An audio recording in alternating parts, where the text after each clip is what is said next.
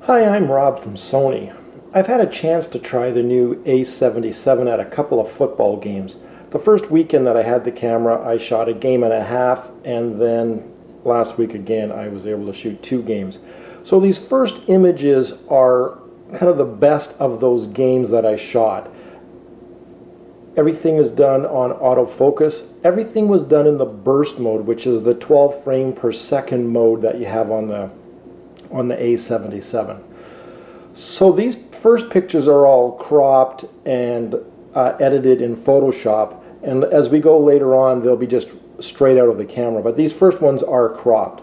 And the thing with the burst mode is you can shoot JPEG or RAW in the burst mode, and if you're just shooting JPEGs, I was getting about 18 files before the buffer filled and the camera stuttered a bit. Now, if you're shooting normally and you're shooting 7 or 8 frames and then you're stopping while the guy runs past another player or something like that, then I didn't find the buffer was filling up, because in that half a second it was writing and kind of keeping up with me. But if you did have a running back running straight at you, around 18 frames it would buffer out and then slowed right down. You can see in these later examples, these are straight out of the camera, and there's no cropping, they're just right out of the camera. This is what you get as your JPEG file.